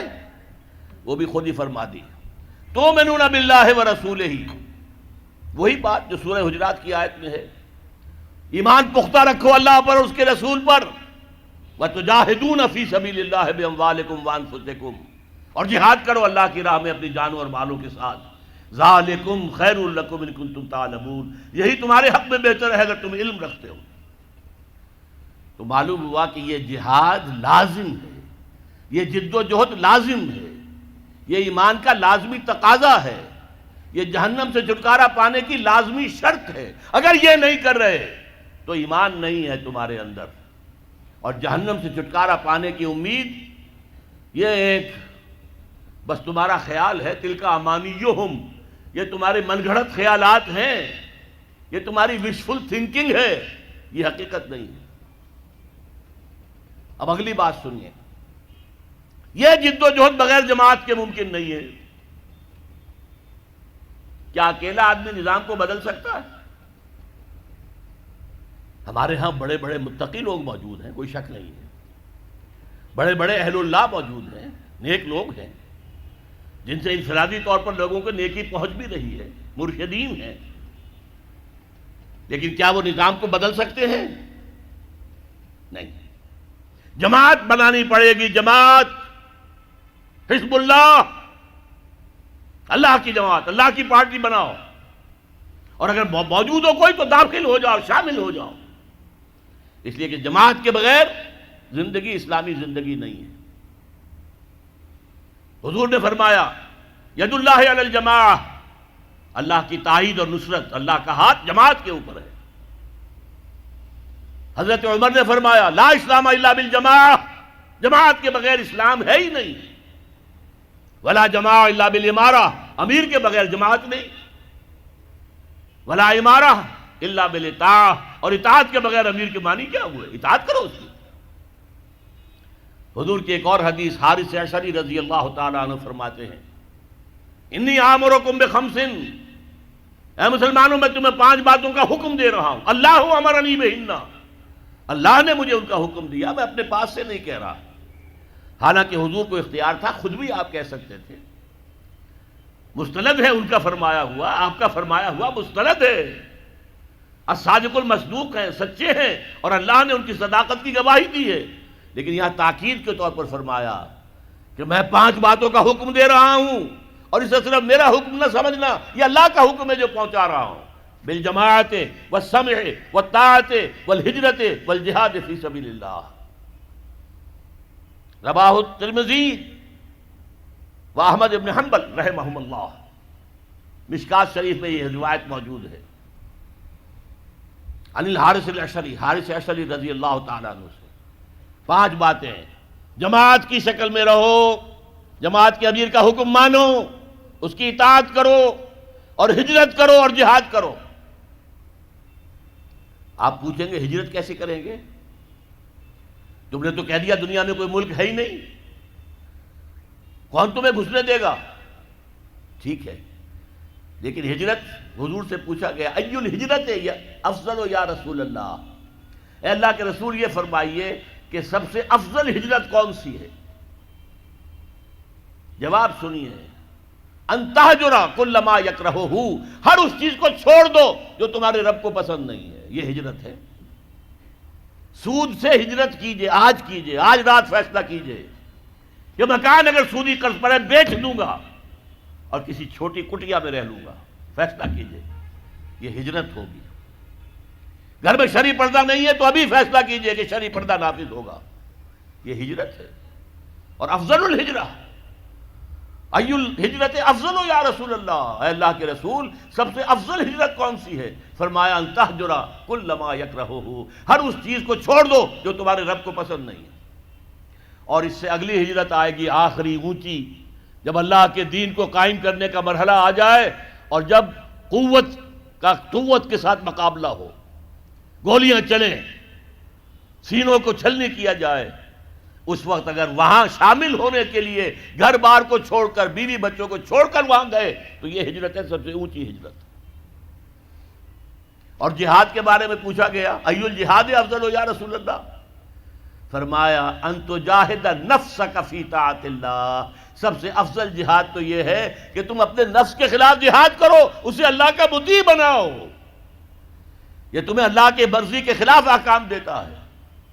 کسی سرکاری ملازم کو رشوت پیش ہو رہی ہے، نفس کہے گا لے لو لے لو لے لو لے لو، فلاں کام رہتا ہے فلاں کام رہتا ہے، بچے کی فیس دینی ہے ابھی پیسے نہیں ہے، لے لو لے لو لے لو لے لو، نفس تو یہ کہے گا۔ آپ نفس کے خلاف جہاد کریں، نہیں لوں گا میں۔ یہ ہے جہاد۔ اور سب سے اونچا جہاد کیا ہوگا؟ اللہ کے دین کو قائم کرنے کے لیے میدان جنگ میں آ جائیں، جان ہتھیلی پر رکھ کر، یہ سب سے اونچا جہاد ہے۔ اس کا نام ہے قتال فی سبیل اللہ۔ اس لیے سورہ صف کی 2 آیتیں میں نے آپ کو سنائی تھیں۔ یا ایھا الذین آمنوا ھل ادلکم علی تجارۃ تنجیکم من عذاب علیم۔ جواب کیا ہے؟ خود ہی دیا اللہ نے۔ تؤمنون باللہ ورسولہ وتجاہدون فی سبیل اللہ باموالکم وانفسکم۔ اسی سورہ صف کی 4 آیت کیا ہے؟ ان اللہ یحب الذین یقاتلون فی سبیلہ صفا کانہم بنیان مرصوص۔ اللہ کو تو اپنے ان بندوں سے محبت ہے جو اس کی راہ میں صفیں باندھ کر، ایسی صفیں جن میں کوئی رخنہ پیدا نہ کیا جا سکے، جیسے کہ یوں سمجھیے کہ سیمنٹ کنکریٹ کی وال ہے، بنیان مرصوص ہے، سیسا پلائی ہوئی دیوار، کھڑے ہو کر اللہ کی راہ میں قتال کرو، جنگ کرو۔ وہ ہے محبوب ہمارا، وہ ہے پسندیدہ انسان ہمارا۔ اور اگر یہ نہیں کرتے، باطل چنگھاڑ رہا ہے، باطل چیلنج کر رہا ہے، امریکی تہذیب آ رہی ہے، بھاگتی آ رہی ہے، دوڑتی آ رہی ہے، اور ہم اپنے کاموں میں لگے رہے۔ بس زیادہ ہوا نماز پڑھ لی، روزہ رکھ لیا، کچھ کسی بزرگ کے بتائے ہوئے کوئی وظیفے کر لیے، کوئی ذکر کر لیا، اور سمجھا کہ بس ہمارا تو بیڑا پار ہے۔ نہیں، تقویٰ طاغوت کی غلامی میں، تقویٰ طاغوت کے خلاف جب تک جد و جہد نہیں، اس وقت تک آپ کا ایمان درست نہیں، آپ کی نماز قبول نہیں، آپ کا روزہ قبول نہیں، آپ کی دعائیں قبول نہیں۔ تو جان لیجئے کہ نمبر 1، اگر آپ طاغوت کے تحت زندگی گزار رہے ہیں تو پہلا فرض اس کے خلاف جد و جہد کرنا ہے۔ اگر نہیں کرتے تو ایمان نہیں، ایمان نہیں تو نجات نہیں۔ اللہ اللہ خیر صلی اللہ، میں تو چند باتیں جانتا ہوں۔ قلندر جز 2 حفظ لا الہ اور کچھ نہیں رکھتا، فقیہ شہر قارو ہے لغت ہائے حجازی کا۔ ہم تو لا الہ الا اللہ کا مفہوم یہ سمجھتے ہیں۔ اللہ اللہ خیر صلی اللہ۔ اور یہ کام بغیر جماعت کے ممکن نہیں، تو جماعت تلاش کیجیے۔ دیکھیے، آپ یہ کہہ کر نہیں چھوٹ سکتے صاحب 10 جماعتیں، 12 جماعتیں، 15 جماعتیں، ہمیں کیا پتا کون سی جماعت ٹھیک ہے۔ آپ یہ کہہ کر اپنے آپ کو بری نہیں کر سکتے۔ دیکھیے، آپ کو اپنے پاؤں کے لیے جوتی کی ضرورت ہے۔ آپ کہیں 10-12 دکانیں، پتہ نہیں کہاں ٹھیک جوتا ملتا ہے، میں تو جوتا لوں گا ہی نہیں۔ کیا ایسا کرتے ہیں؟ بھائی اٹس یور نیڈ، کیا آپ کی ضرورت ہے، جوتا پہننا ہے، جائیے دکانیں دیکھیے، قیمتیں کمپیئر کیجئے، مال دیکھیے۔ پچھلے زمانے میں تو دھوکہ یہ بھی ہوتا تھا کہ تلوے کے اندر جو ہے وہ گتا ڈالا ہوا ہے۔ اب تو خیر نئے قسم کے سولز آ گئے ہیں، سنتھیٹک سولز آ گئے ہیں، ان میں گتا نہیں ڈالا جا سکتا، ورنہ پہلے تو یہ ہوتا تھا تیسرے دن ٹوٹا، ختم ہو گیا جوتا۔ لیکن آپ جوتا لیتے ہیں، لیتے تھے۔ اسی طرح جماعتیں تلاش کیجئے، دیکھیے، مطالعہ کیجئے، ان کو دیکھیے ان کا طریقہ کار کیا ہے، ان کے قریب جا کر سونگھیے کہ خلوص کی خوشبو آتی ہے کہ نہیں، کہیں یہ بھی کوئی دنیا کا دھندا تو نہیں ہے، کہیں یہ سیاسی اقتدار حاصل کرنے کے لیے دین کا نعرہ تو نہیں لگ رہا۔ یہ سب دیکھیے، تحقیق کیجئے، تفتیش کیجئے۔ لیکن اگر آپ کو کوئی جماعت مل جائے اور پھر آپ شامل نہ ہوں تو نفی ہو جائے گی ایمان کی۔ لا اسلام الا بالجماعہ۔ اور اگر جماعت نہ ملے، آپ کہیں صاحب اس جماعت میں تو یہ خرابی ہے، اس میں یہ خرابی ہے، اس میں یہ غلطی ہے، اس میں یہ بات جو ہے صحیح نہیں ہے، آپ نے ساری جماعتیں ریجیکٹ کر دی۔ اس کا مطلب کیا ہے کہ آپ خود جو ہے بقرات سقرات ہیں، آپ کے دماغ میں کوئی خاکہ موجود ہے، لہذا آپ پر لازم ہے کھڑے ہوں اور لوگوں کو بلائیں، من انصاری اللہ، لوگوں میں اللہ کے دین کو قائم کرنے کی جد و جہد کرنا چاہتا ہوں، دیکھو یہ میرا طریقہ کار ہے، اس طرح میں چلنا چاہتا ہوں، کون ہے جو میرا ساتھ دے؟ من انصاری اللہ۔ ایک اکیلا دو 11، ایک اکیلا دو جماعت، سمجھ لیجئے۔ اگر آپ سفر پر جا رہے ہیں، دو آدمی ہیں، جماعت سے نماز پڑھیے، ایک امام ہوگا ایک مقتدی ہوگا۔ حضور نے تو فرمایا سفر پر اگر جاؤ 3 آدمی ہو تو ایک کو امیر بناؤ ضرور، تاکہ کوئی بھی اختلاف ہو تو اس کا فیصلہ دینے والا تو کوئی ہو نا۔ تو آپ جماعت بنائیں، کھڑے ہو، کام کرے، اس لیے کہ نبی تو کوئی آئے گا نہیں، نہ آیا ہے، وہ تو نبی 1400 برس پہلے بس نبوت کا خاتمہ ہو گیا، دروازہ بند ہو گیا نبوت کا حضور پر صلی اللہ علیہ وسلم۔ اب ہوں گے تو یہی انسان ہوں گے نا، ان میں کمیاں بھی ہوں گی، کوتاہیاں بھی ہوں گی۔ اس کے لیے اب میں آپ سے عرض کروں، خلافت قائم کرنا یہ ہمارا فرض، لیکن آج خلافت قائم ہوگی تو کیسے ہوگی؟ پہلے تو یہ مسئلہ ہوگا، اور کیسی ہوگی؟ کیا بعین ہی وہی خلافت ہوگی جو 1400 برس پہلے تھی؟ جبکہ 1400 سالوں میں بہت سا پانی وقت کے دریا کے پل کے نیچے سے گزر چکا ہے، حالات بہت بدل گئے ہیں، زمانے نے بہت ترقی کر لی ہے۔ کیا 1400 سال قبل کا نظام دوبارہ آ سکتا ہے؟ ہاں آ سکتا ہے، اصول وہاں سے لیں گے، تفصیلی ڈھانچہ اس دور کے مطابق بنائیں گے، اصول وہاں سے ہوں گے، فنڈامنٹلز وہاں سے ہوں گے۔ اسی لیے ہم فنڈامنٹلسٹ ہیں، امریکہ کان کھول کر سن لے، ہمارا دعویٰ ہے کہ ہم فنڈامنٹلسٹ ہیں۔ ہم اسلام کے اصولوں کو چھوڑ کر کہاں جائیں؟ تفاصیل میں، فروعات میں ہمارے اختلاف ہو سکتے ہیں، لیکن فنڈامنٹلز آف اسلام اس میں ہمارا اتفاق ہے۔ تاریخی واقعہ آپ کو بتا رہا ہوں، جب مولانا شبیر احمد عثمانی رحمۃ اللہ علیہ کی مدد سے اور تحریک شروع کی تھی اصل میں مولانا سید ابو الاعلیٰ مودودی نے، کہ اسلام کے نام پر ملک لیا گیا، اس کا دستور اسلامی ہونا چاہیے، مطالبہ نظام اسلامی 1948 میں اپریل میں اس وقت گورنمنٹ کالج لاہور کا 2nd ایئر کا طالب علم تھا، میں نے وہ تقریر خود ان کی زبان سے سنی ہے، خالصہ ہائی اسکول کا میدان تھا، اس میں جلسہ تھا۔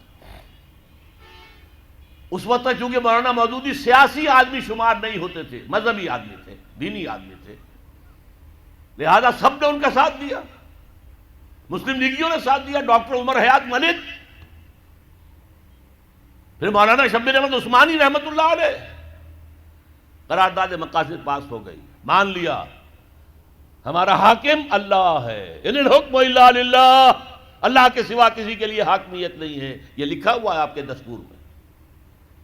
جو اختیارات ہمارے پاس ہے وہ تو اصل میں ایک سیکریٹ ٹرسٹ ہے، ایک نہایت مقدس امانت ہمارے پاس ہے، لیکن یہ اختیار استعمال ہوگا کتاب و سنت کی حدود کے اندر، باہر نہیں جا سکتے ہم۔ یہ سارے کام ہوئے تو بہت سے لوگ کھڑے ہو گئے، کس کا اسلام لاؤ گے؟ شیعوں کا لاؤ گے یا سنیوں کا لاؤ گے؟ دیوبندیوں کا لاؤ گے یا بریلویوں کا لاؤ گے؟ حنفیوں کا لاؤ گے یا اہل حدیثوں کا لاؤ گے؟ بتاؤ تو صحیح۔ آپ ہی کے شہر کے ایک صاحب تھے، ایک بروہی، اللہ ان کی خطاؤں کے معاف کرے، انہوں نے کہا تھا جو شخص ثابت کر دے کہ قرآن میں کوئی اسلامی دستور ہے میں اسے 1000 روپیہ انعام دوں گا۔ اور یہ 1000 روپیہ آج کا نہیں ہے، یہ میں بات کر رہا ہوں سن 48 کی۔ اس وقت 1000 روپے کس کی معنی کیا ہوتے تھے؟ 10 لاکھ سے کم تو نہیں تھا، لیکن اس وقت کیا کیا؟ علماء نے چیلنج قبول کیا، تمام فرقوں اور تمام مسالک کے مذہبی ان کے نمائندہ چوٹی کی قیادت جمع ہو گئی کراچی کے اندر، 31 علماء، اور انہوں نے 22 نکات متفق علیہ مرتب کر کے دے دیے۔ ہم اس پر مطمئن ہیں، متفق ہیں، شیعہ بھی، سنی بھی، اہل حدیث بھی، بریلوی بھی، دیوبندی بھی، جماعت اسلامی بھی، سب کے دستخط موجود ہیں، ہم سب اس پر متحد ہیں، بناؤ ان اصولوں کے مطابق دستور۔ تبھی تو اللہ کے فضل سے سن 56 کا دستور تیار ہو گیا تھا۔ چودھری محمد علی نے بڑی محنتیں کی تھی، اللہ تعالیٰ ان کی قبر میں نور پیدا کر دے، لیکن امریکہ کو کفر کو پسند ہو سکتا تھا کہ یہاں پہ ایک اسلامی نظام قائم ہو جائے؟ یہ بیچارے افغانوں نے سوائے چند سزاؤں کے اور تو کچھ اسلام ابھی نافذ نہیں کیا تھا۔ بغیر برقعے کی عورت سڑک پر نہیں آئے گی، گھر میں رہے، باہر آئے تو برقع لے، چور کا ہاتھ کٹے گا، قاتل سے قصاص لیا جائے گا، میدان میں لے آئے، اسٹیڈیم میں لے آئے، یہ قاتل ہے اور اس نے قتل کیا تھا خنجر بھونک کر سینے کے اندر۔ اب اس کا وارث کوئی نہیں ہے، صرف بیوی ہے، بیوی کے ہاتھ میں خنجر دے دیا گیا، گھونپو اس کے سینے کے اندر۔ جب یہ قصاص شروع ہوا تو اب کسی کے اندر جرأت تھی کسی کو قتل کرنے کی؟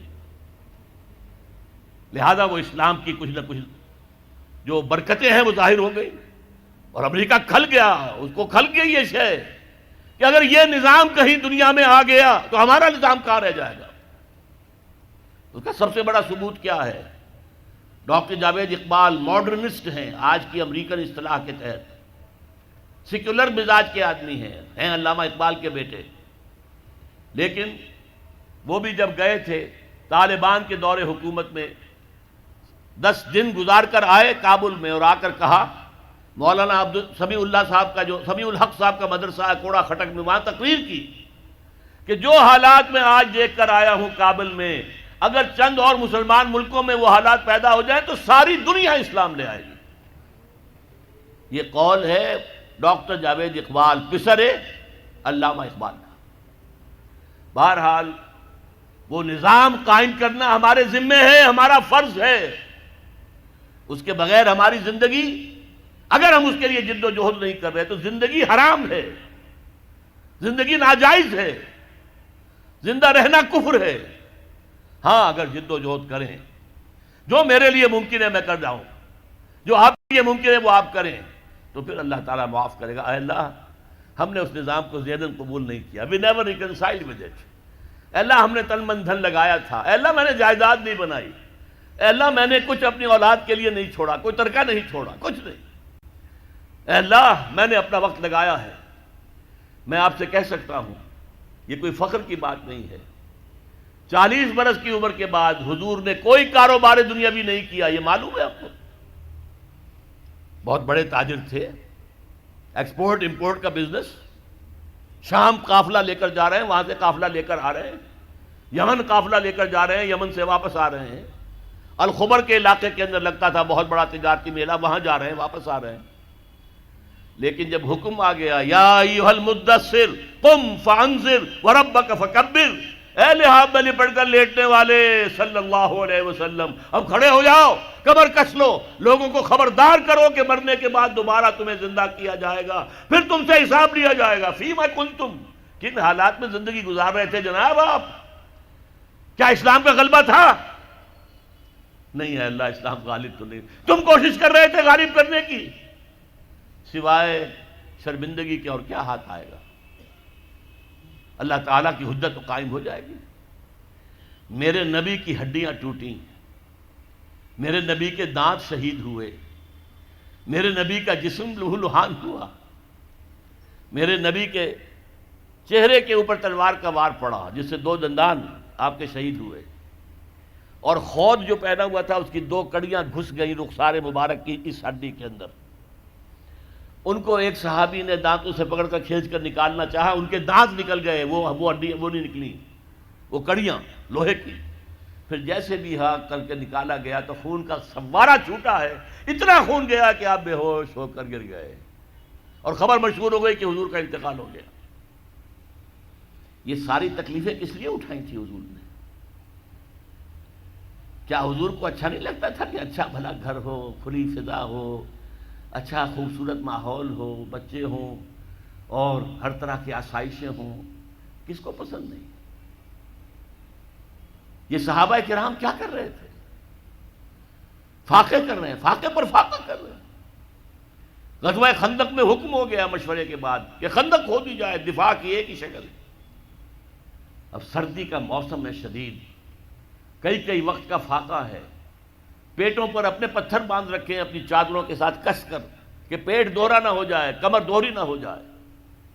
حضور کے پاس آ کر شکوہ کیا ہے، شکایت کی ہے، اللہ کے رسول اب یہ بھوک ہم سے برداشت نہیں ہو رہی. دیکھیے ہم نے اپنے پیٹوں کے اوپر اپنے کرتے اٹھا کر دکھایا، ہم نے پتھر باندھے ہوئے.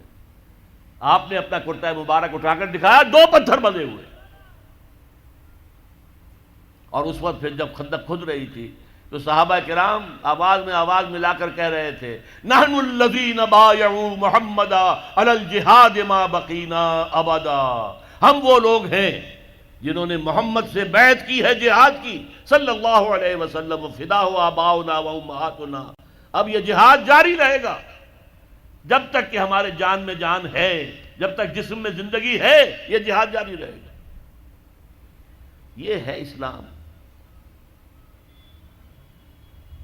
یہ شہادت گاہ الفت میں قدم رکھنا ہے. لوگ آسان سمجھتے ہیں مسلمان ہونا.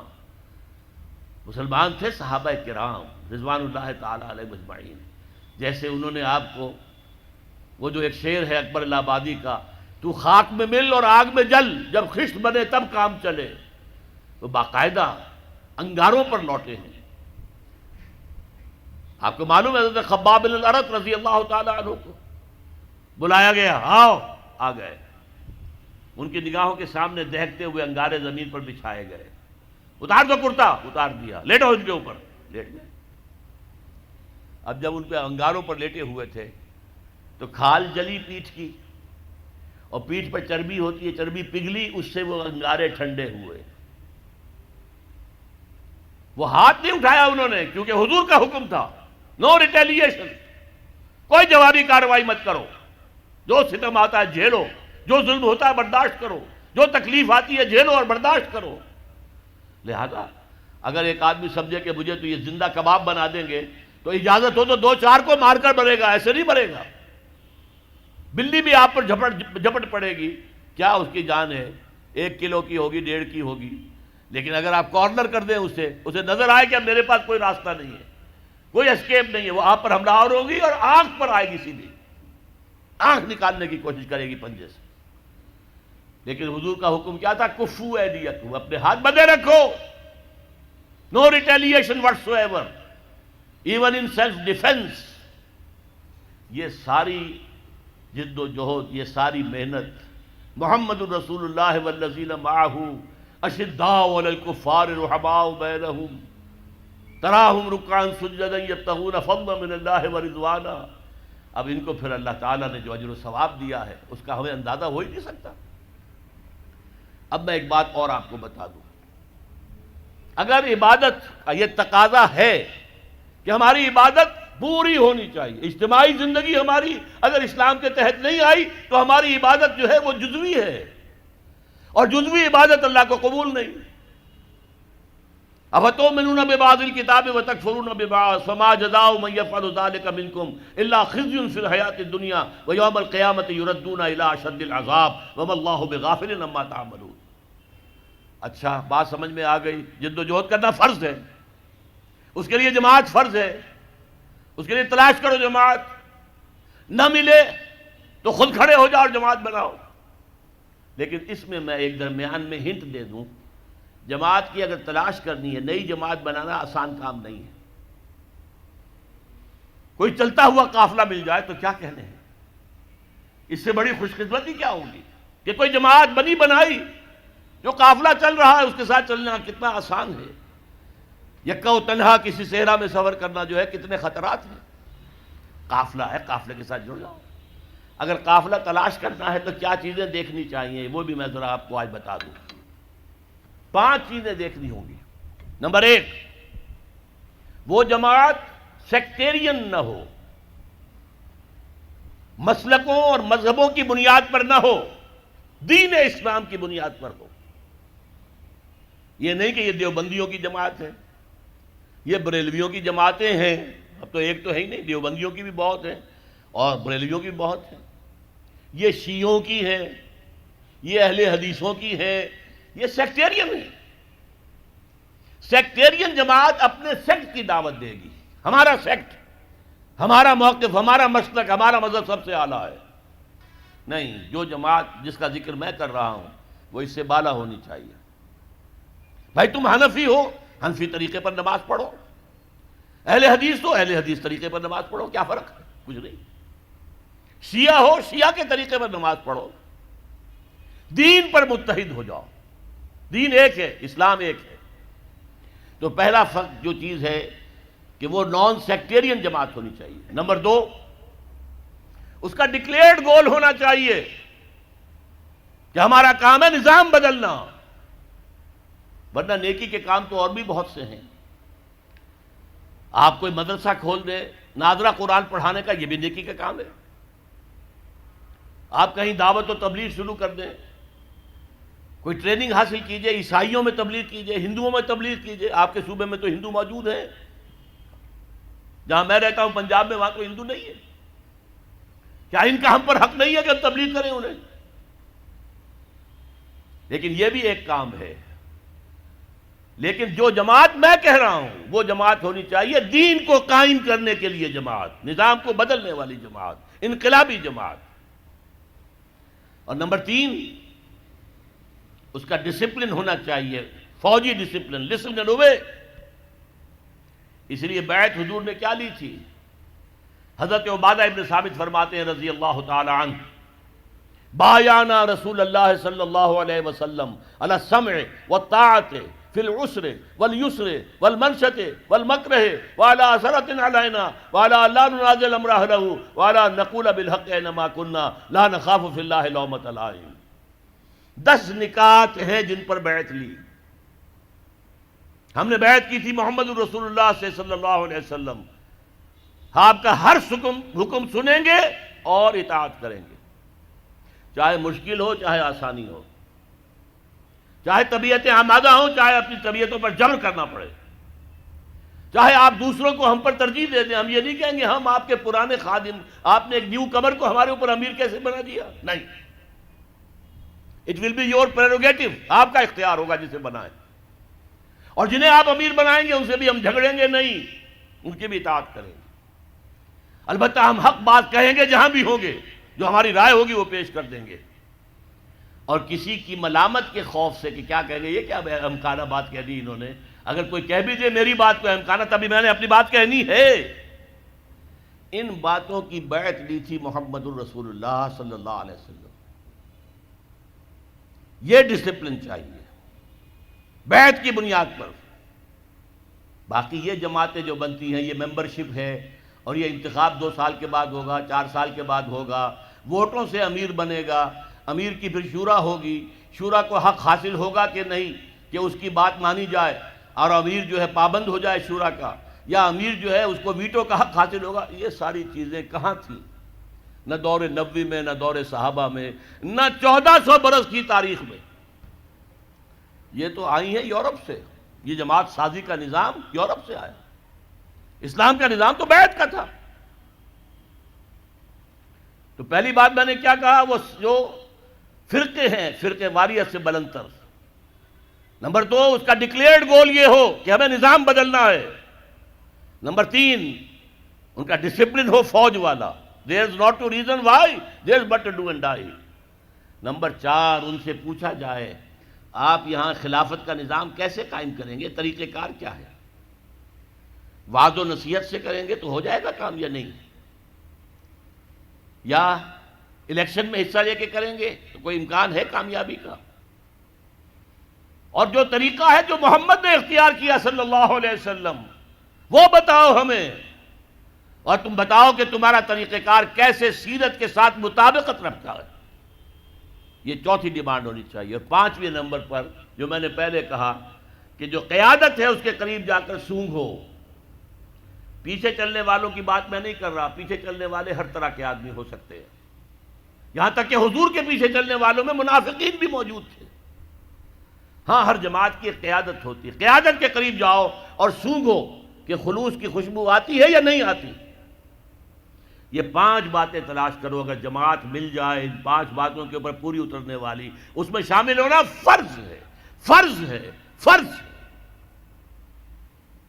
یہ ہے وہ دعوت جو میں آج آپ کے سامنے لے کر آیا، اور مجھے امید ہے یہاں 2 ہی طرح کے لوگ ہیں، یہ ہندوستان سے لوگ آئے،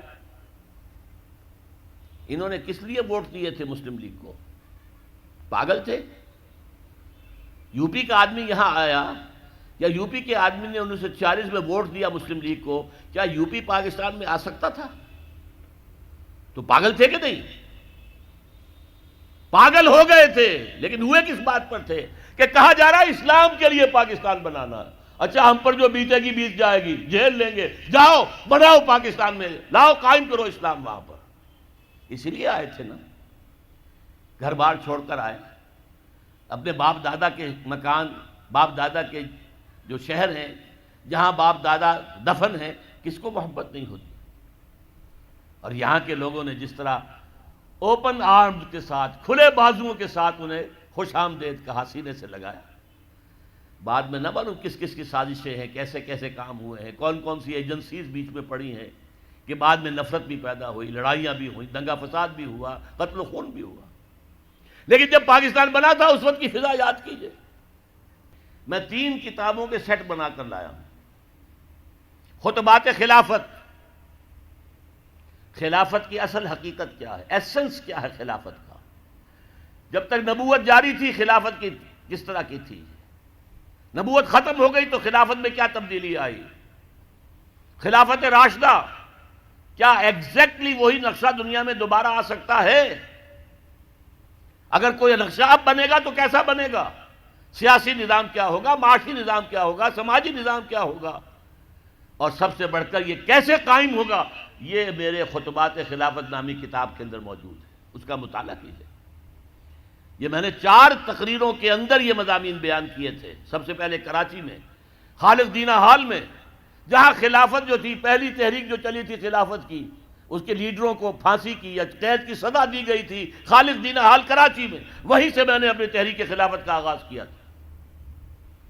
وہ کتاب موجود ہے، ٹیپ سے اتار کر مرتب کر کے اور اسے شائع کیا گیا وہ کتاب۔ اور اس کے بعد اس وقت کے بین الاقوامی حالات کیا ہیں، دنیا کدھر جا رہی ہے، کفر اور ایمان کا ایک بہت بڑا تصادم ہونے والا ہے، بہت بڑا تصادم، جس کو اقبال نے کہا کہ دنیا کو ہے پھر مار کے روح و بدن پیش۔ سنیے غور سے، دنیا کو ہے پھر مار کے روح و بدن پیش، بدن میٹیریل، روح spiritual forces of spirituality and sources of materialism، ان کے درمیان ایک بہت بڑا تصادم ہوگا، جس کو کہا گیا آرمگیڈون، اور حدیث میں کہا گیا ہے الملحمۃ العظمیٰ، الملحمۃ الکبریٰ، تاریخ انسانی کی سب سے بڑی جنگ۔ یہ سب کچھ ہونے والا ہے، آ رہا ہے، لہذا ٹائم ہمارے پاس بہت کم ہے۔ بین الاقوامی حالات کا تجزیہ میں نے ایک تقریر میں کیا، وہ بھی ایک کتابچہ ہے، اور بدقسمتی سے ہماری کوتاہیوں کی وجہ سے پاکستان جب جن خطرات سے دوچار ہے، پہلے ہندوستان ہمیں زہر دے کے مارنا چاہتا تھا، اب گڑ دے کر مارنا چاہتا ہے۔ اب امریکہ چاہتا ہے کہ پاکستان بھارت کے نیچے ہو کر رہے، جیسے کہ قرآن مجید میں آیا ہے کہ جو اہل کتاب ہیں یہود اور نصارہ، یؤتوا الجزیۃ عن ید وہم صاغرون، اپنے ہاتھ سے جزیہ پیش کریں، چھوٹے بن کر رہیں، تو یہودی اور نصرانی رہ کر بھی نظام اسلام کے تحت رہ سکتے ہیں۔ وہ آج وہ کہہ رہے ہیں چھوٹے بن کر رہو، یہ خناس نکال دو اپنے دماغ سے کہ ہم برابر کے ہیں۔ اور وہ جو دوسری تقریر ہے، اس کا عنوان میرا، جب میں نے تقریر لاہور میں کی تھی تو اشتہار جو دیا تھا اس کا عنوان کیا تھا؟